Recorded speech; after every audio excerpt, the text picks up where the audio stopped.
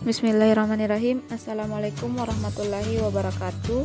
Pertama-tama saya akan memperkenalkan anggota kelompok 3, yakni saya sendiri Fauzia Ramadhani, Syahrul, Andini Karti Putri, dan Firda Yusranti S.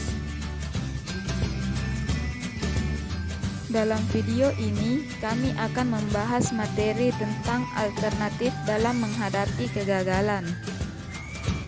Sebelum kita lanjut ke pembahasan utama, kita harus memahami apa sih itu kegagalan. Kegagalan di sini adalah ketidakberhasilan. Dengan kata lain, suatu hal yang terjadi karena ketidaksesuaian suatu target atau tujuan yang ingin dicapai dengan suatu hasil dari usaha yang telah dilakukan.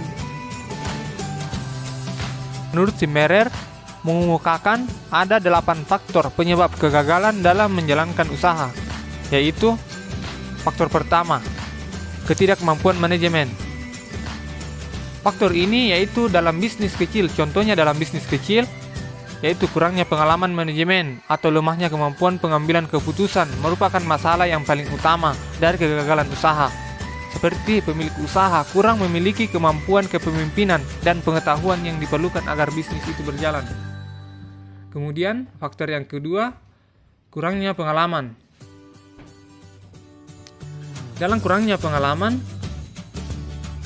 contohnya, manajer bisnis kecil perlu memiliki pengalaman dalam bidang usaha yang akan dimasukinya. Idealnya, calon wirausahawan harus memiliki keterampilan teknis yang memadai, seperti pengalaman kerja mengenai konsep pengoperasian fisik bisnis dan kemampuan konsep yang mencukupi. Kemudian, kemampuan mengkoordinasi berbagai kegiatan bisnis, serta keterampilan untuk mengelola orang-orang dalam organisasi serta memotivasi mereka untuk meningkatkan kinerjanya. Kemudian, faktor yang ketiga, lemahnya kendali keuangan. Faktor ini merupakan faktor yang sangat penting dalam alternatif dalam menghadapi kegagalan. Lemahnya kendali digital merupakan kunci dari keberhasilan bisnis. Adalah adanya kendali keuangan yang baik. Sementara itu, perusahaan kecil seringkali melakukan 2 kesalahan keuangan, seperti kekurangan modal dan kelemahan dalam kebijakan kredit terhadap pelanggan. Kemudian, faktor yang keempat, gagal mengembangkan perencanaan yang strategis. Apa yang dimaksud dengan gagal dalam perencanaan yang strategis, yaitu tanpa memiliki suatu strategi yang didefinisikan dengan jelas sebelum melakukan kegiatan kewirausahaan. Sebuah bisnis tidak memiliki dasar yang berkesinambungan untuk menciptakan dan memelihara keunggulan bersaing di pasar. Kemudian faktor yang kelima yaitu pertumbuhan tidak terkendali. Maksud dari pertumbuhan yang tidak terkendali yaitu pertumbuhan merupakan suatu yang alamiah, sehat dan didambakan oleh semua perusahaan. Namun demikian, pertumbuhan haruslah terencana dan terkendali. Hal itu dikarenakan cenderungnya meningkatnya berbagai masalah dengan berkembangnya perusahaan, sehingga manajer harus belajar menangani masalah-masalah tersebut. Selanjutnya, lokasi yang buruk. Pemilihan lokasi yang tepat harus dipilih berdasarkan penelitian, pengamatan, dan perencanaan. Selain itu, perlu juga dipertimbangkan besarnya biaya sewa yang harus dibayar. Beberapa pemilik bisnis seringkali memilih lokasi hanya dikarenakan adanya tempat yang kosong. Selanjutnya, faktor yang ketujuh, yakni pengendalian persediaan yang kurang baik. Pada umumnya, investasi terbesar yang harus dilakukan oleh manajer bisnis kecil adalah salah satu tanggung jawab manajerial yang penting. Tingkat persediaan yang tidak mencukupi akan mengakibatkan kekurangan dan kehabisan stok, sehingga pelanggan merasa kecewa dan pergi. Dan yang terakhir, ketidakmampuan membuat transisi usaha. Setelah berdiri dan berkembang, biasanya diperlukan adanya perubahan gaya manajemen yang secara drastis berbeda. Menurut Sudana, terdapat beberapa cara untuk mengatasi kesulitan keuangan yang dihadapi oleh suatu perusahaan. di antaranya sebagai berikut. 1.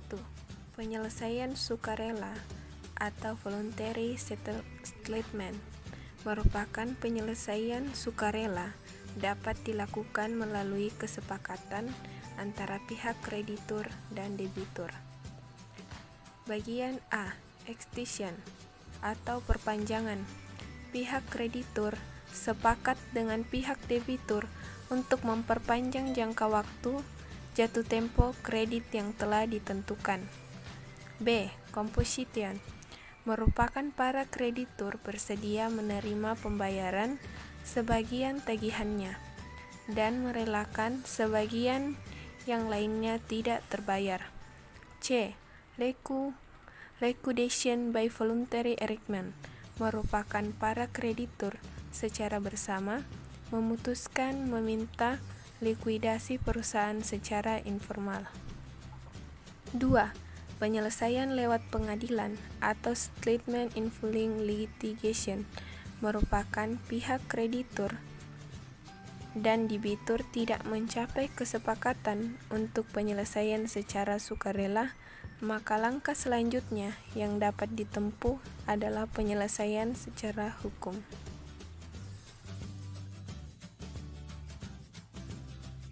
Itu berpikir positif. Poin ini sangat penting dan akan menjadi fondasi dari cara Anda menghadapi sebuah kegagalan. Yang kedua, temukan penyebab kegagalan. Jika pikiran bisa terus dijaga tetap positif, maka Anda pasti akan lebih dimudahkan untuk menghadapi kegagalan dalam berwirausaha. Yang ketiga, lakukan evaluasi. Setelah mengetahui apa saja yang menjadi penyebab dari kegagalan usaha Anda, maka kini saatnya untuk melakukan evaluasi. Yang keempat, mencari peluang baru.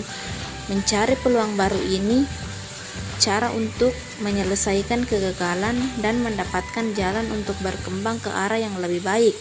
Yang kelima, bikin perencanaan matang. Inilah sisi positif dari sebuah kegagalan. Anda akan tahu bahwa apa yang Anda rencanakan sebelumnya ternyata tidak bisa diterapkan dalam usaha Anda. Yang keenam, fokus pada target. Dalam membuat rencana pasti akan ada target yang ingin dicapai. Karena itu, usahakan Anda selalu fokus pada target tersebut. Yang ketujuh, kenali potensi. Saat memulai menjalani rencana baru dari usaha Anda, selalu buka mata dan telinga dari potensi-potensi baru yang muncul. Yang kedelapan, dapatkan motivasi baru. Kegagalan bukanlah hal yang harus kita sesali. Justru kegagalan harus dijadikan motivasi baru untuk meraih kesuksesan. Karena itu, jangan biarkan diri Anda berlama-lama dilenakan oleh kegagalan.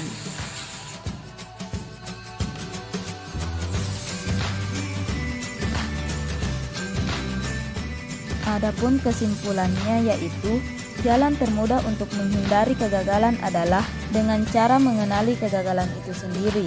Ada berbagai faktor yang dapat menyebabkan perusahaan mengalami kegagalan, di antaranya faktor ekonomi, kesalahan manajemen, dan bencana alam. Perusahaan yang mengalami kegagalan dalam operasinya akan berdampak pada kesulitan keuangan perusahaan.